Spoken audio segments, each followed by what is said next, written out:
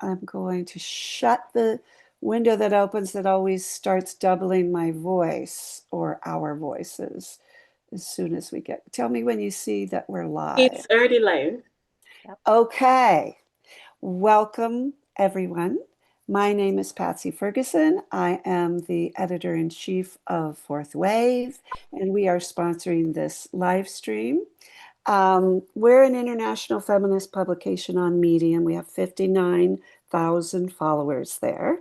And that's a platform where writers get paid. So we very much enjoy getting paid. So I hope you'll look for us there. We all write there. And we take some of our best stories and invite the authors to come talk about them here on the live stream. And what I love most about this live stream is that we are able to connect with people all over the world. Welcome, Nima. Glad you're here. Um, and I just am introducing, and I wanted to say that Muniba, who is normally here, is absent due to, and I hope I'm pronouncing this correctly, Eid, which is the festival where you break the fast from Ramadan. Did I pronounce that? Do you know? Yes. Yeah, okay. She's at an Eid festival, I mean, celebration with her family, so she can't come. But we have other people here, and I'd like to start by asking you to introduce yourselves. Maybe Uwanah first. Um, And I'm Esther Uwanah Ebeb. I'm from Nigeria and I'm an editor at Patsy. so glad you're here. Thank you. And how about Alyssa? Hello, I'm Alyssa Mullet. I am from near Pittsburgh, Pennsylvania, and I am so excited to chat with you all about my article today. Wonderful. And Nima, I'm so glad you came. Yes, and I'm Nima Joseph. I'm like technically a new writer, though I haven't even submitted one of my articles yet. And I'm from Boston, Massachusetts. Yes, let me explain that. Nima came to our pub crawl and we chatted. And at the time, we were going to do the live stream upcoming was about toxic femininity, and she at the time had just been researching that. So we invited her, and she became part of our group. So I'm so glad to have four people. I like the way that looks visually on our in our screen.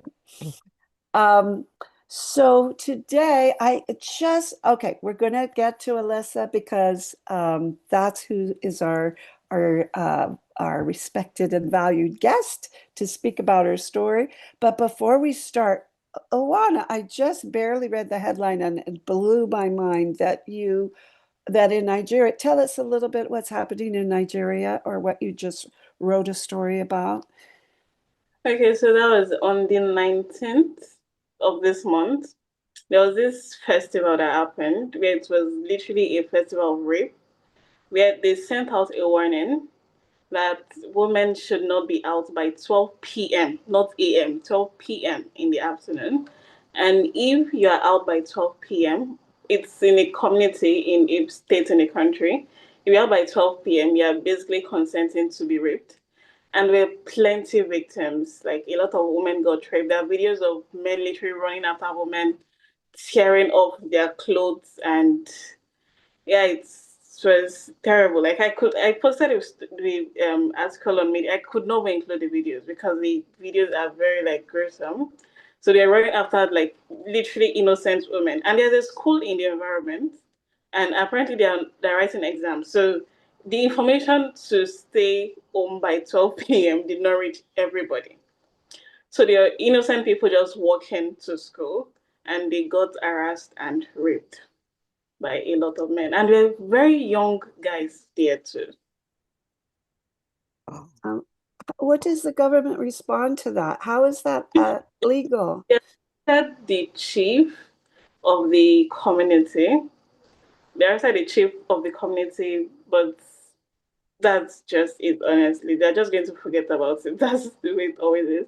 But that was not the intention of the festival because they do have these festivals and they do there's always like a restriction on women's movement. And like, I don't know if this has been happening, but it has just not been popularized because it happened on the 19th and it only got to the news yesterday, the 21st. So they said it has been happening over the years, but it just does not get to the media. So it happens underground. And there are plenty of festivals over here that's like, there are so many festivals, so many cultural festivals that women are not allowed to come out during. I remember when I was in like 100 year in the university. There was one that happened in the States where I was schooling. It was the Masquerade Festival. It was a month, this one was a month-long event. And women are not allowed to see the masquerades. So I had to be sneaking to school whenever it was quiet. And then on the days when it's like very loud, I cannot come out. So there are so many festivals they do where women are not allowed to come out. You just have to stay home. Oh my God, that's horrifying and upsetting. And I just have I don't know what to say. I mean, I'm very much an optimist, so I always try and find the positive. And I can only say, good that it's in the news, good that people are responding with Yeah, horror. though they are responding, they are still blaming the women. Because, when something is tagged as culture, it's like you cannot question it anymore. It's like, oh, this is how it is. Like, when they're celebrating this thing, women are not supposed to come out. So you came out, and these are the consequences. So they still are blaming the women for being out. So they're not questioning why a culture like that exists. They're questioning Hmm. why the women who were wanting them to come out came out. Even though they did not hear the announcement. It's not like an announcement like that is going to get to everybody. Hmm. Hmm. I hate also the way culture is used as an excuse, a Yeah. justification. And I want to give anyone else an opportunity to respond to this, but I also see a connection to our guest when I say culture Hmm. is used as a justification to harm women and children. That same thing happened to her when she was raised in a Christian cult, and she's going to tell us a little bit about that. But let me cede the floor. Does anyone have any thoughts on what Uwanah has been telling us? I have a question. I guess I'm wondering, and I'm curious as to like the term festival. The way that I understand that term is like a celebration Yeah. of something specific. So is this even done under some uh, guise of like some celebrating something It else, is. or yeah? It's said to be a festival of fertility. So it's said to be for barren women, like women who cannot conceive, which is weird because it's not only women that struggle with infertility, but that's what it has always been about. Like, that's what it has always been about, like, for decades, I guess. But they just like use it as an excuse to be violent towards women as they always do. Yeah. I know this isn't a great solution, but I always wonder what would happen if women had weapons and harmed the people who were harming them. They would probably be sent to jail. I mean, that happens So here. scary because it's like one woman against like a lot of men. Like the videos are so scary because it's like it's not just you and one person, it's you and all these men. Like it's like everybody's against you. So there are not a lot of women outside. So it's a lot of men. So it's like all of these men against you. Like even like women who were on bikes. Like some women were trying to escape on bikes and they still like grabbed them from the bike of the I bike. wonder, I wish Sangeeta was here because I remember her mentioning like a gang of women in Italy who go after rapists, and she said something vague. I didn't understand what they actually did to them, but she said something like they administer justice or whatever. So I'm kind of wondering, what would, not that it's possible even, but what would happen if all the women protected came Honestly, out? I honestly wanted to. And I hope something is done because we have so many faces. So it's not like this thing was done by like invisible men. There are videos on the internet. Like we have so many faces. They can at least start by arresting the people whose faces were on video. But they're not going to do that. They Mm-hmm. they cannot all pretend to care. They're not going to make the effort at all. And would you say that's because there are very few women in government, or why doesn't the government care? Like they do not even pretend to care about the safety of women in this country. They do not care. Like these things just happen and you just have to live with it. And there are very few women in government. I don't know if I told you guys recently. There was this UN Women Empowerment Summit, and other countries sent women, and my country sent a man because A demand to the UN Women's Empowerment Summit. Okay. so little women in government. Hmm.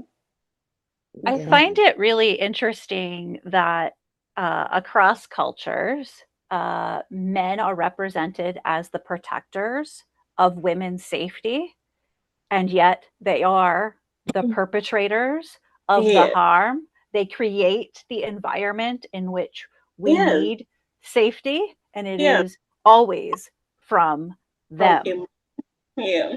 Yeah. Yeah, I would say, really, in my experience, women are more protective than men. Like, Yeah. if you try to harm my baby, you're not going to. I'll die before you do that. And so I feel like women have that kind of biological imperative of protect, and men have that. I don't know if it's biological. I don't know. I always hate to use those essentialist terms, but I don't see that happening. I don't see other men coming out and pulling the rapists off, Mhm. right? I heard something I think is very true. They said women are the protectors and men are just territorial. So it's like they protect based on like their own interests. Like it's almost Ah, kind of possessiveness. Like this person is mine, so you mhm, cannot. But if they do not have like an interest there, they have no reason protecting the person. But women are very even in public. A woman would jump to your defense before a man would. So mhm, many. mhm.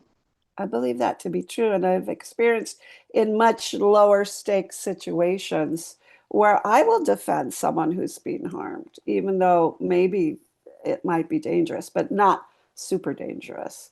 But I've had that experience at a laundromat, on a bus, here and there, where there's a bully causing trouble, I stand up, and it just comes out of me. Not, and I think that's it. I don't know if it's a gendered thing, but sure looks that way. Mhm. I relate Yeah. to the idea that women are protective of uh, a community and their sense of safety within that community rather than being, um, in many ways, as you were saying, Esther, the man's orientation is to the individual, the power structures, Yeah. um, the authority that those power structures and protecting that power that gives them the authority and the power Yeah. over you, right? That's what they're interested in protecting, Yeah. most likely.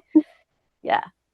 I think that a lot of what you're talking about with this culture is something that I relate to in that um, purity culture, which is something that goes hand in hand with the high control religion that I was brought up in, is very much a grooming and rape culture. It is built in that women's purity is based upon their actions and what they cause men to do or not to do to them.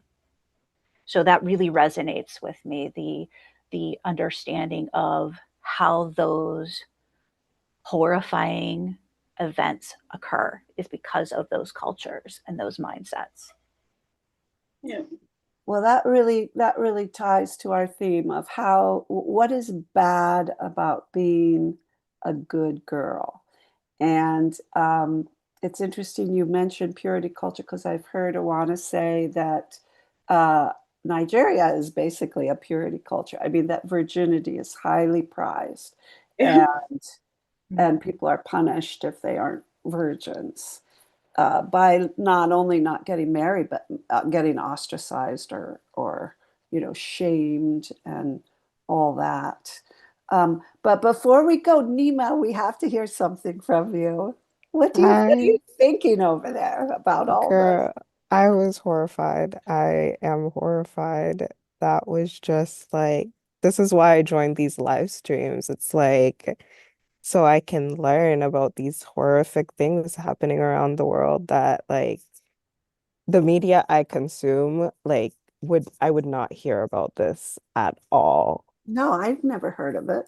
Exactly. It's just, oh my God. And what you said about women being protectors and men being more territorial, I totally understand that because it's like if this was happening to their daughter, it's like they're ready to fight.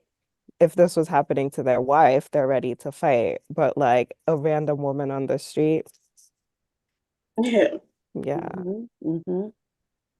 And I was schooled once by someone, a big writer on Medium, James Finn, who runs the LGBTQ publication Prism and Pen. At some point, I said, "Oh, you can't tell someone to go against their culture or whatever," and he came down on me really hard, because we have this natural kind of reverence for the word culture, or we've been told, "Oh, don't interfere with them because that's their culture," and he said that's bullshit because there are some cultures that are superior to others. I know we're anti-supremacy, but he says when you have a culture that's going to execute men for being gay, that's wrong. And it doesn't matter if they want to call it our culture. In our culture, we kill people for being gay. That doesn't make it right, and it doesn't make it anything anyone should ever accept.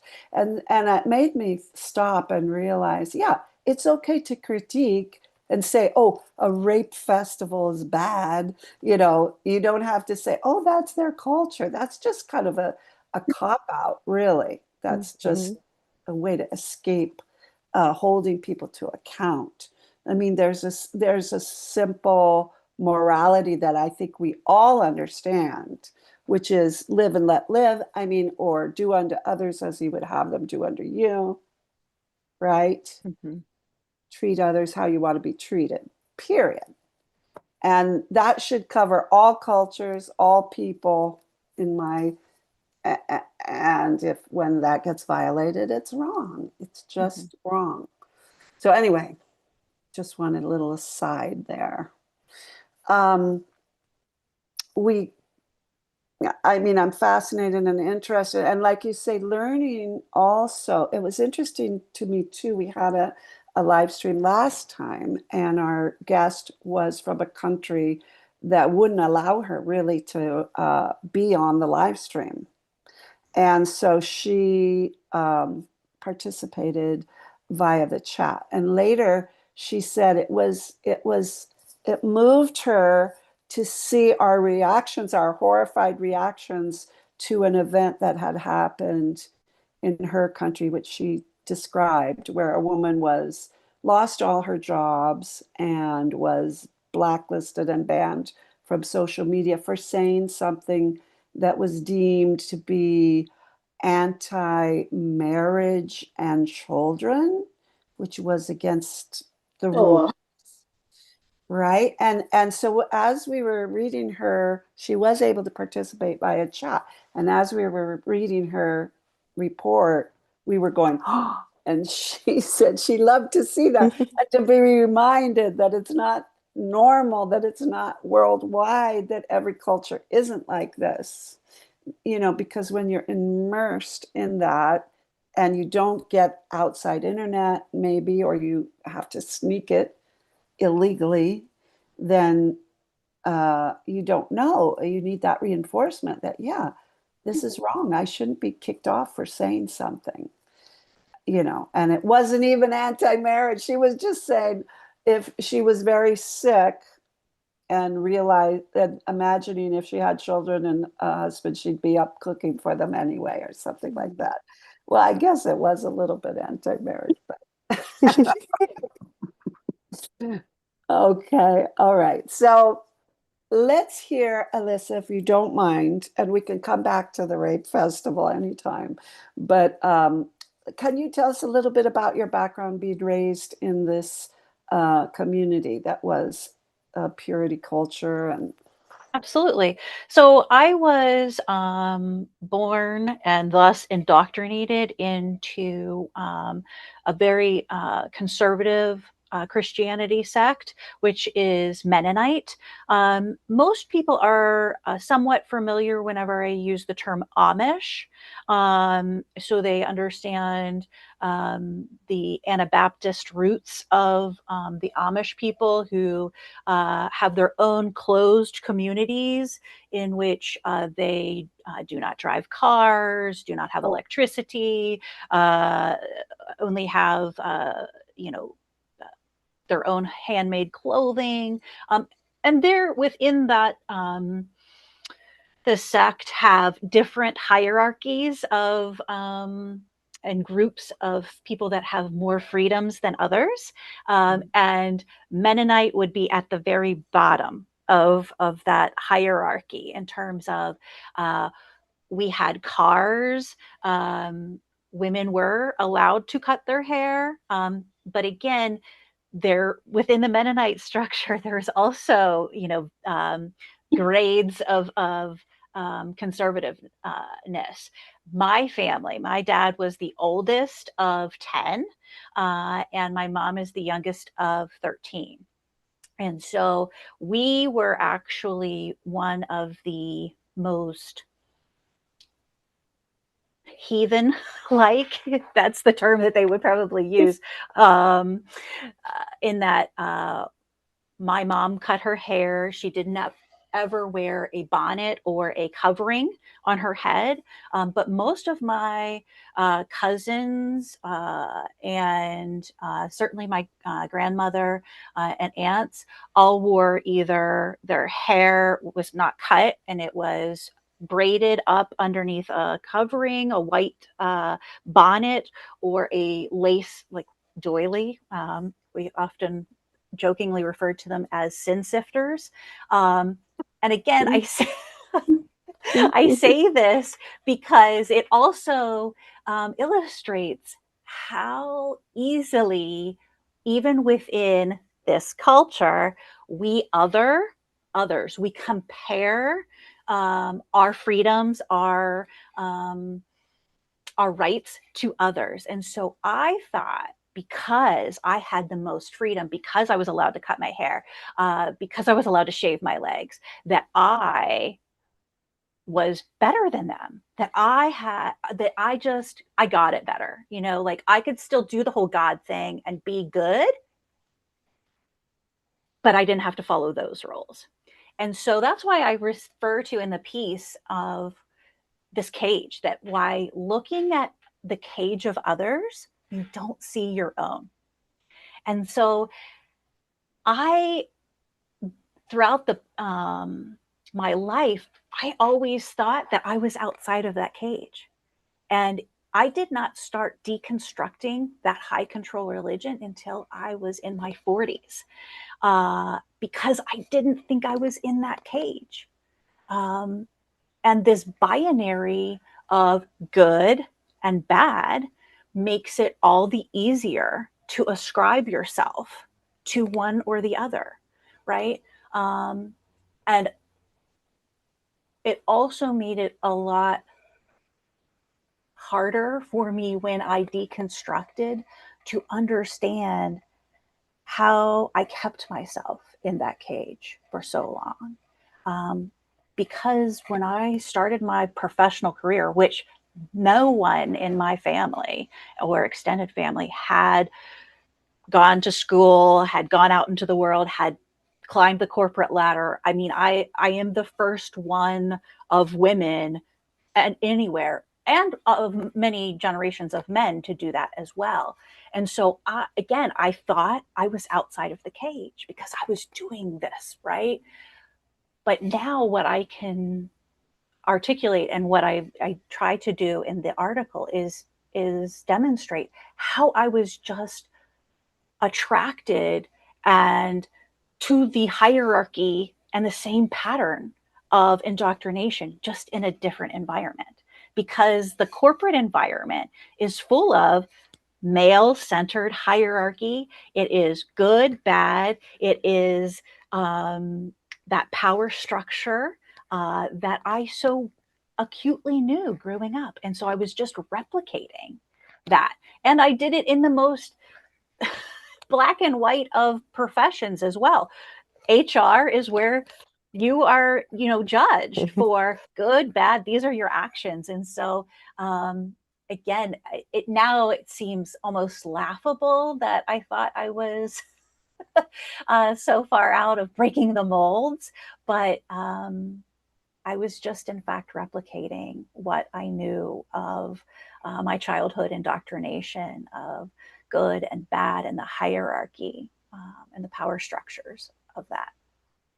So what woke you up? What made you recognize that?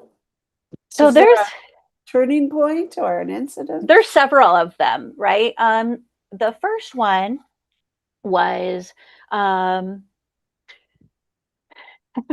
I wrote this article too with the fourth wave. It was the first one that I ever published with fourth wave, and I was so grateful for the opportunity. It was called "At the Intersection of Sex Shamed and Smut." I started reading romance books, and in the books, they described these male characters with so much emotional depth that I was like, wait a minute, are men actually like this? Like, I've been married for this year it will be 20 years, and so no shade to my husband. It is purely a me thing in terms of this is how I understood men to be, because this was how men I grew up with. I grew up with a father who did not express himself.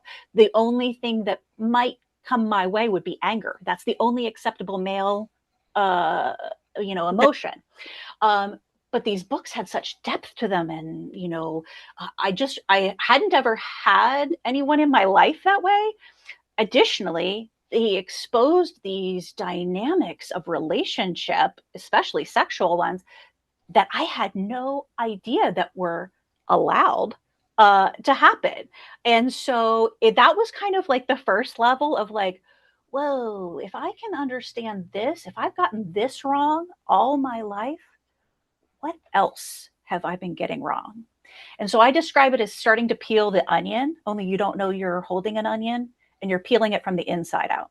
There's just all of this rot, and you don't know foundationally who you are, how the world works.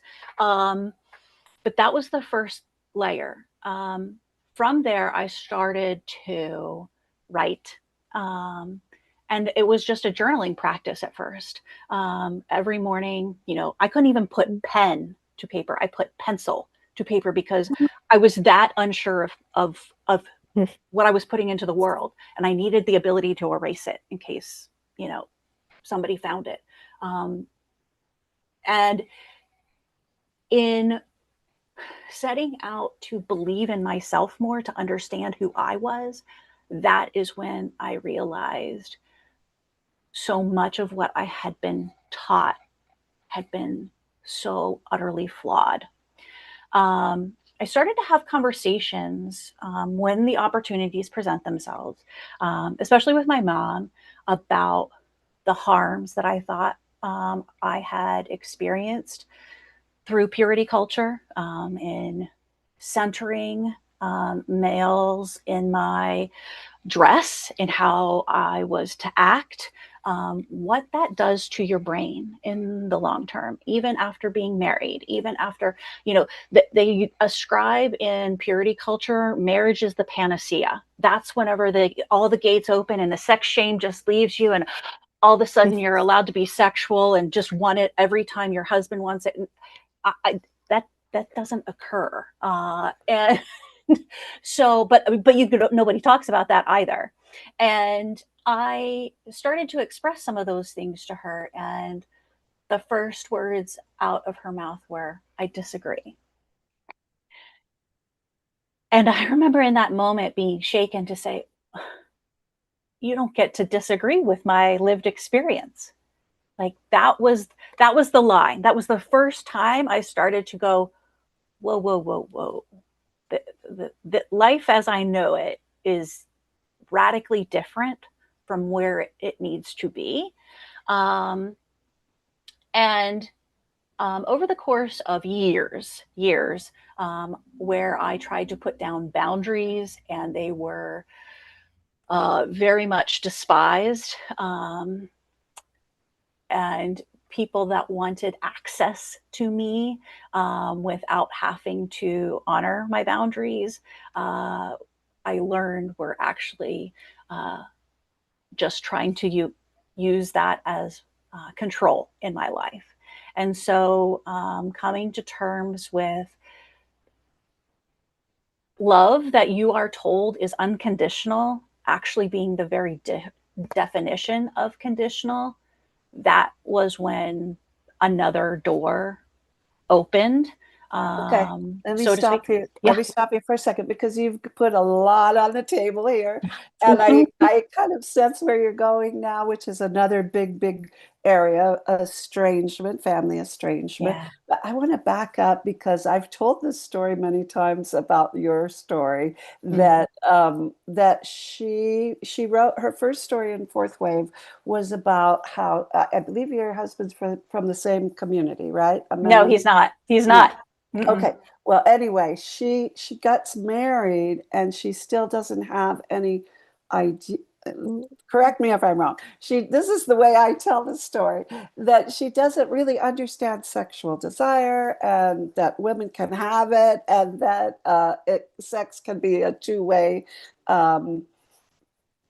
experience until she starts reading what she called open door romance novels. And I asked her, what's that? I'd never heard of that. And she said, that's when instead of saying they went into the bedroom, end of chapter, they say they went into the bedroom and then they tell you what happens there. That's right. In detail. In detail. Repeatedly. So that's when she started to think, oh, maybe I could have some fun. So anyway, I find that hilarious for some reason because I've always kind of felt superior to romance. You know, I like literature, I like highbrow books, and romance is described as kind of cheap and but I've come to understand that it really serves women. Those books always center a woman. They always have a woman hero. And even if she falls in love and it's all about romance or whatever, it's very much about what's going on inside her head. And so for that reason, they could be very useful for women. And so anyway, I want to ask our other participants if you've had any experiences, well, just what do you think of what she said so far, particularly the effect of purity culture on, or how you were raised on your sexuality, on your understanding of your place as a woman in a romantic relationship? That's a lot. Take it where you want to go with it. Yep. So I grew up in a very religious household. I'm still in a very religious household. But unlike you say you had your turning point when you're 40. I I've read Purple Hibiscus by Chimamanda. She's a Nigerian author. She's based in the US. I read Purple Hibiscus when I was still a teenager. And that's when I was like, oh, because I grew up in also a very strict household and also very religious. so it's kind of like opened my mind to like the other ways the world is, because the main character, Kainene, in the book, she she also has a very strict background. Also, is very strict, very religious. Like remember in the book this morning when she was going for mass, they were Catholic. She was having menstrual pain and she has to take some medication. But dad made this rule that they have to be fasting before they go to church. So he caught her eating. She had to eat secretly. So she was able to take the medicine. So he caught her eating and he slapped her very terribly, broke the plates, and it was the whole scene just because she was eating. So it's kind of like opened my mind to, and the way it ended also, it was like, what's the reason for all of this? Kind of opened my mind to like other ways, like other ideas. And yeah, even though my family is still very religious. I wrote for Grandma Getty's Guide. I wrote about abortion, and I had read this book because I read a lot of books. I had read this book, Adana, and she had a very tough life, and I feel like it was all because she had this baby when she was still very young. No, no, not even Adana. It was the second daughter. She ran away from home and she got pregnant. She got pregnant and then she ran away from home. She ran away because of the baby. And her mom could not accept a child, obviously. She was still like 16 years old when this happened. And then she went on to have like five more children before she was over in her, before she clocked 30 by this person who basically like kept her captive. She had no freedom. And I felt like all of this could be avoided if she had just aborted her first pregnancy. And I was telling my sister that, what do you think? And she was like, nah, like, what? Like, that's a no. Like, why would she have an abortion? Like, God forbid, that kind of thing. And I spoke to her about it. That's what I wrote about for Grandma Getty's Guide. Yeah, so I already deconstructed a lot of what I was raised with, even while I was a child. So, like, growing up, I was deconstructing it as they were teaching me. So, there was That's no wonderful. That's wonderful that books had a major impact on both of you and opened your very important, eyes. honestly. I want to ask you, Uwanah, because the captions aren't capturing the title of the book correctly. Can you put it in the chat? Type out the title and author of the books you're Oh, talking I about. can't remember the author of the second one. That's the second daughter, but I know Chimamanda Popeye because Okay, okay. But I like reading. We read a book you recommended for our book group, and so you can put that in the chat, right? The title. Okay. And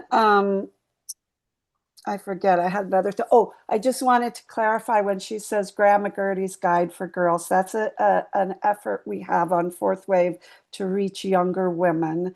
And so sometimes I'll see a story that's written and I'll say, would you mind rewriting this for a 12-year-old so we can put it in Grandma Gertie's Guide for Girls? I'm not sure any 12-year-olds have found it, but that's my ultimate goal. We have about 10 stories in there now about various things, menstruation, abortion, etc. And I hope someday we'll figure out how to get young girls to that guide. But that's not my strong point. But we'll get there somehow. But that was a thank you. That was a great share, Uwanah. And I don't know if I interrupted you. If you have more you want to say. But I'm not seeing in the chat. I don't see. Do you know how to type in the I've not chat? sent it yet. Let's see. Where is it? Uh, like if I put, please type your title here.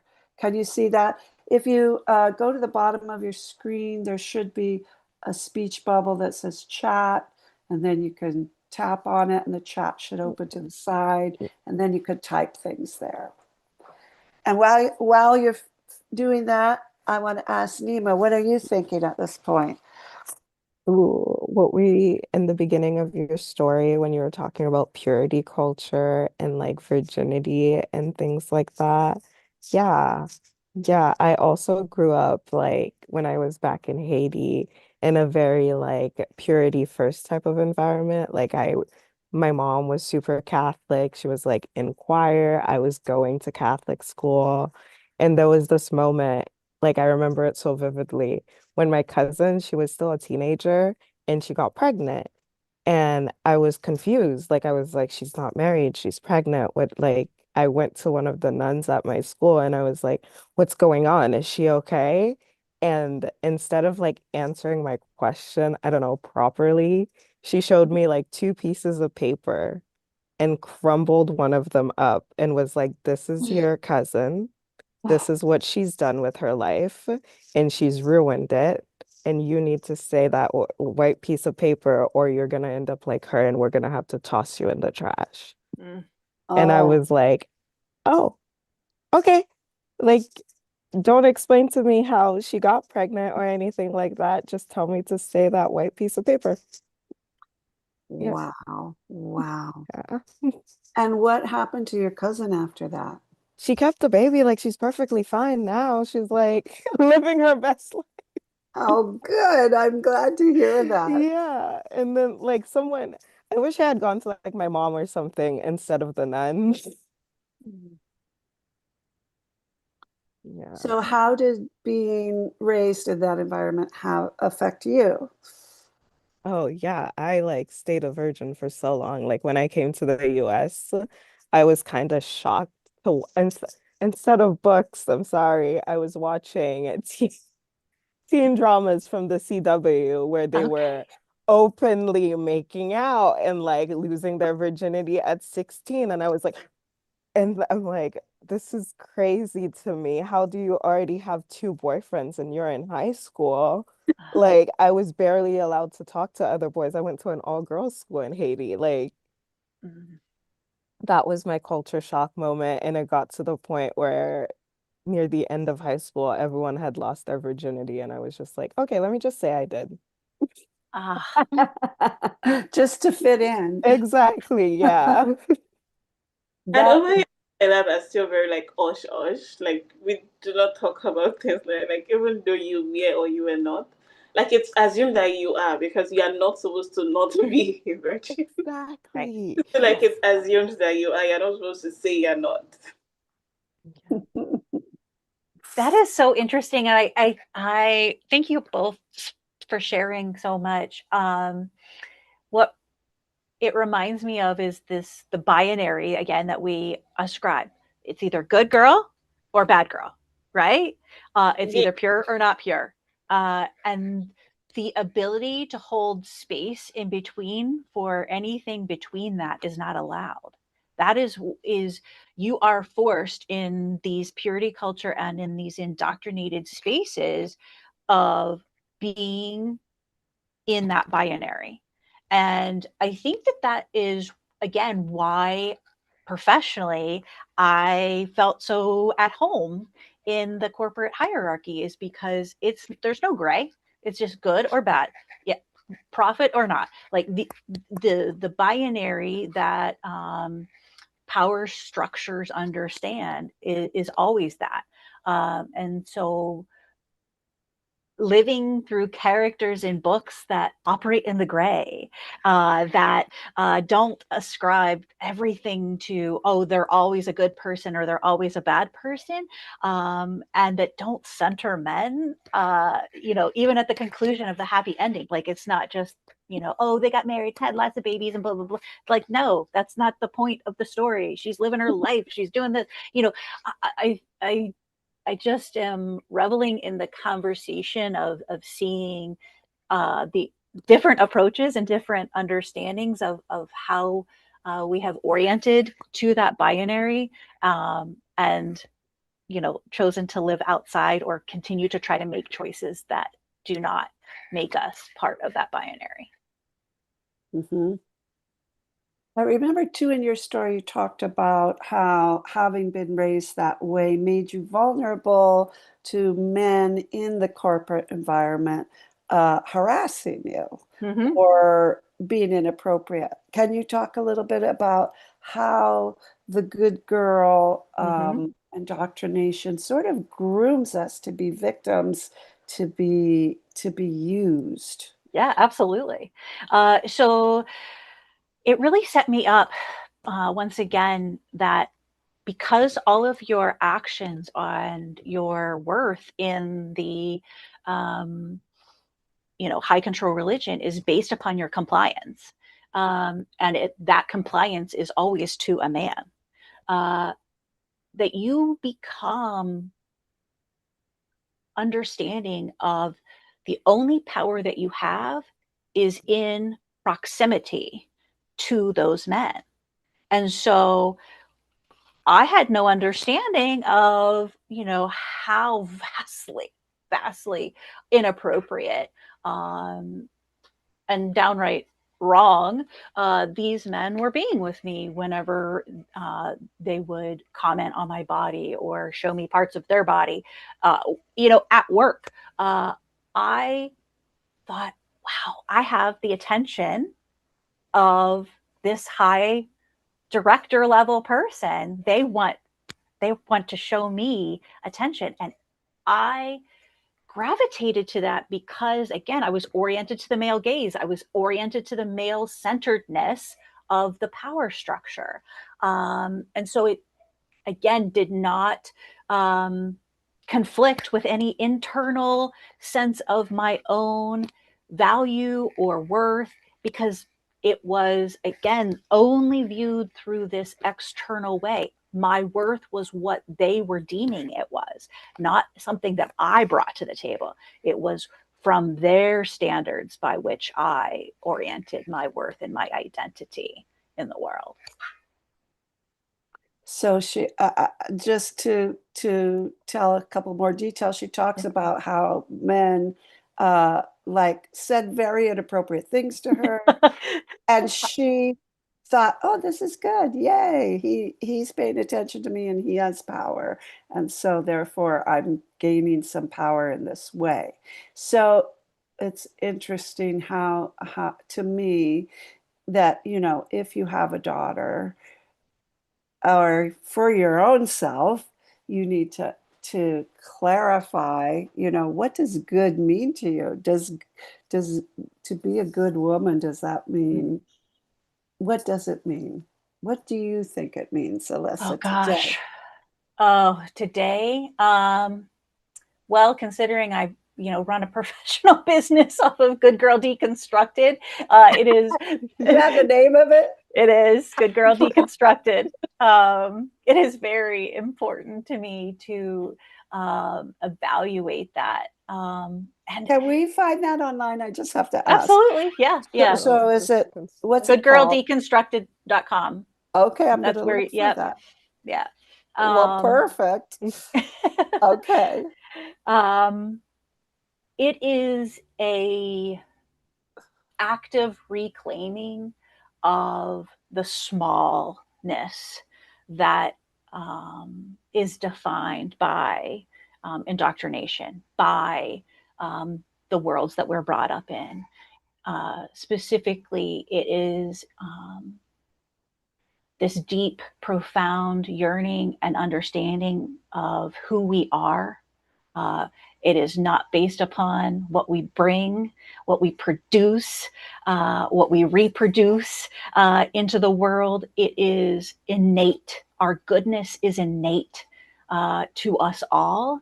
And claiming that in every way that I am not good because I am saved. I am not good because I subscribe to your structure of power. I am not good because I, won all these awards. I am good because it is innate to me as a person.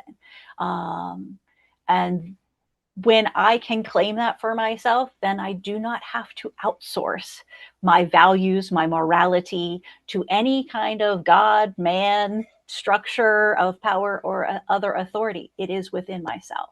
And that is the reclaiming of what a good girl is to me. Beautiful. I love that. Thanks. Thoughts, Uwanah? You have any thoughts, Nima? That reminded me of this quote I saw on Substack that was like, the first feminist action every woman makes is killing the man in their head. Oh, Yeah, that's very true. Yeah. Yeah. Mm. Like you said, like you grew up in this purity culture, this very religious space, and it taught you to basically seek validation from men. And I find that very true across like several religions. Like I've written so much about religion because I come from a very religious household and also country as a whole, in fact. And it's like even like Christianity, Islam, and we also have the traditional religion, which is what we have the festivals from. And every single thing, like literally teaches women to seek validation from men. It's like because we are taught like from when we are very little to see marriage as the goal.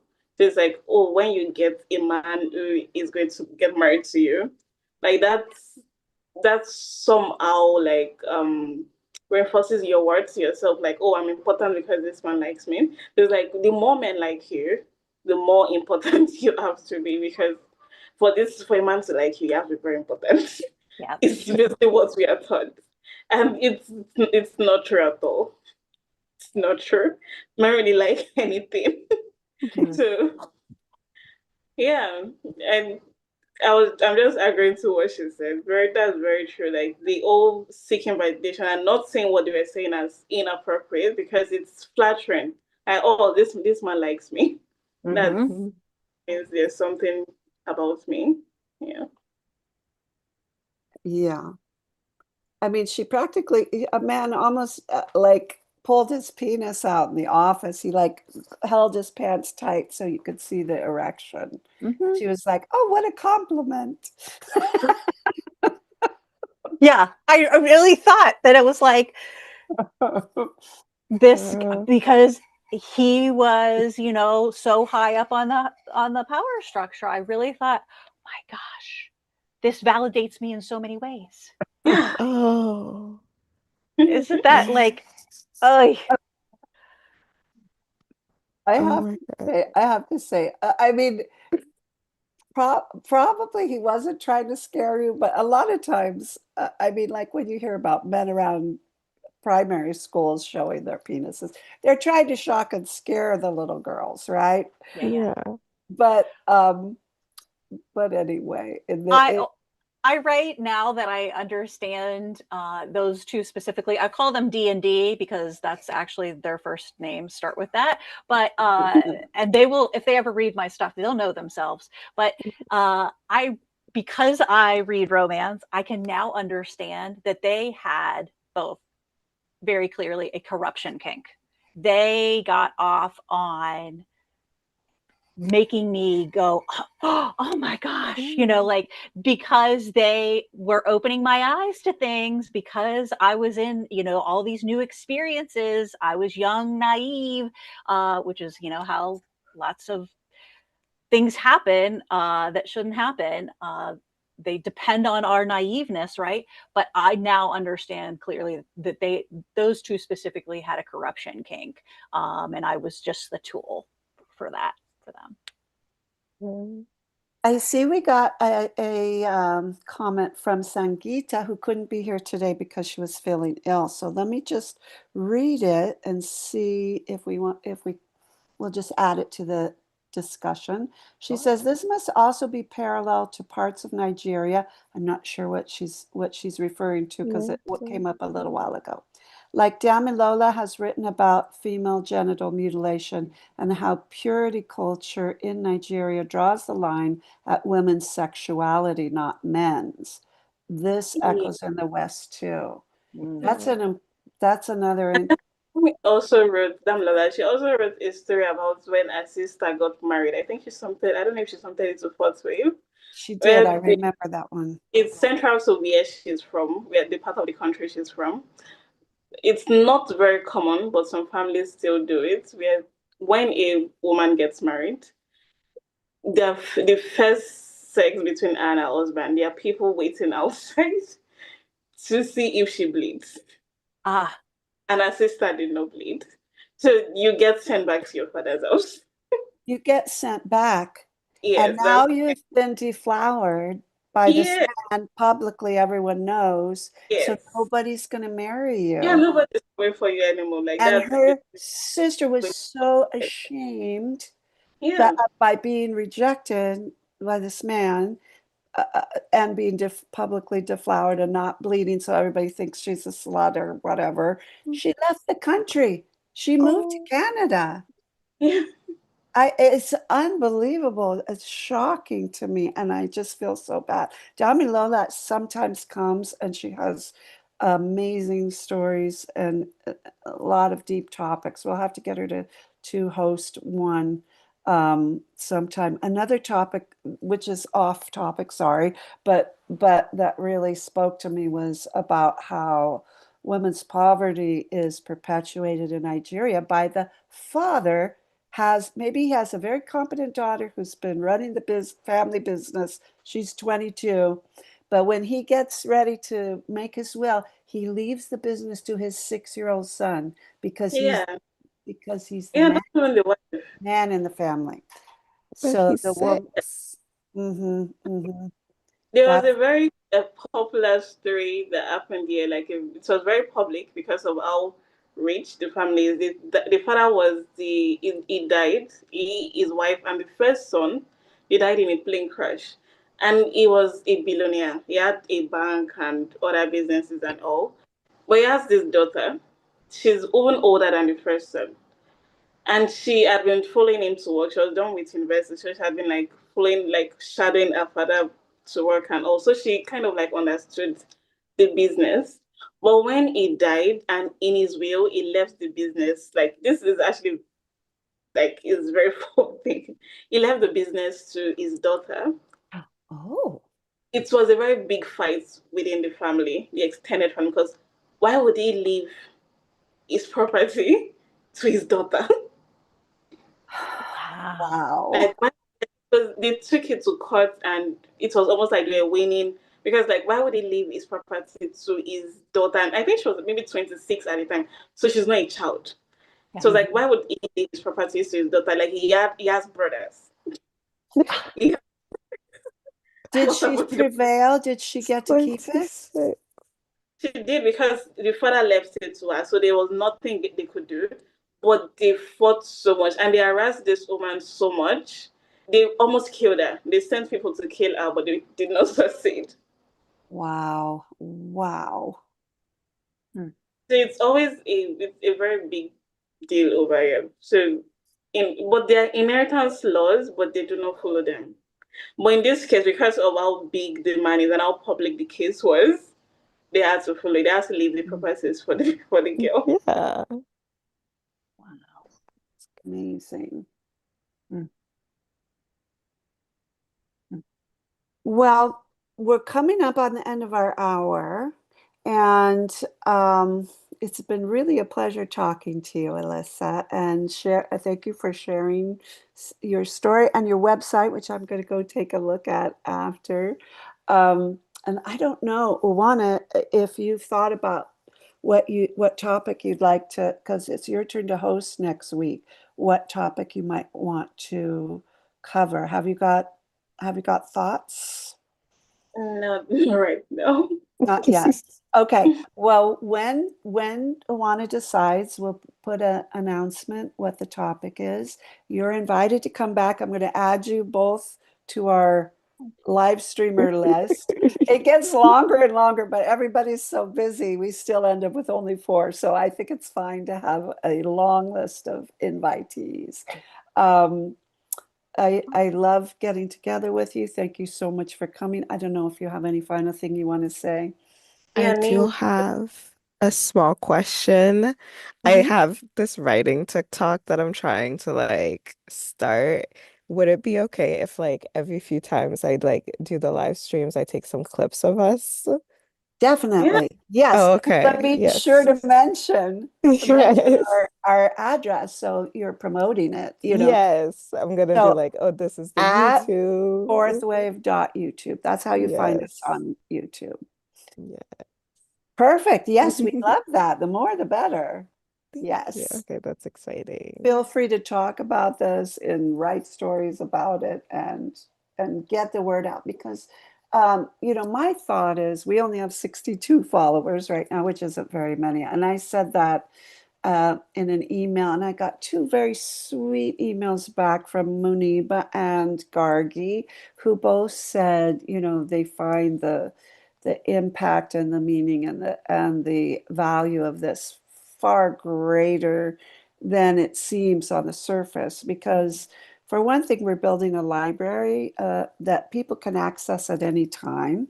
They can come back if they want to consider these topics and it's evergreen. It's going to be up here, and as we build this library and more people come, they'll look back on these if they're interested in these topics. So anyway, I feel honestly this is my favorite thing to do these days are these live streams, and I love them, and I feel very blessed to be able to connect with women from all over the world. And I'm not, did I mention the because we love you each other? Did I already mention that story? Oh, Last, did I Oh, no, mention? no. no, that was just such a cute moment. Oh, I love that so much. Last time Muniba was on, she wears a hijab, and some commenter said, "Why is a Muslim woman interacting with Western infidels or whatever?" I forget the terminology. And she said, "I don't understand the question." And I said, "Well, he wants to know why you're talking to us." And she said, "Because we love each other." And that is absolutely the best response because it's true, because it's what we're trying to achieve. It's what we feel and what we want to spread is intercultural love, understanding, and support for women and feminist ideals and values worldwide so that we can help each other out. So I'm so glad you're here and participating. Thank you so much for the opportunity, Patsy. I'm grateful and honored to be a part of the community at Fourth Wave. And thank you both for Nima and Esther. I have enjoyed getting to speak with you, and I appreciate so much you sharing your experiences and feeling the community, with all of you is just, there's nothing better in life for me than to build community. It's a source of great purpose and meaning. And so thank you to each one of you. Thanks for You. coming. Thanks for coming. Come back next week. We'll see you Yeah. all next week. I hope. Bye. Bye-bye. Bye. Bye.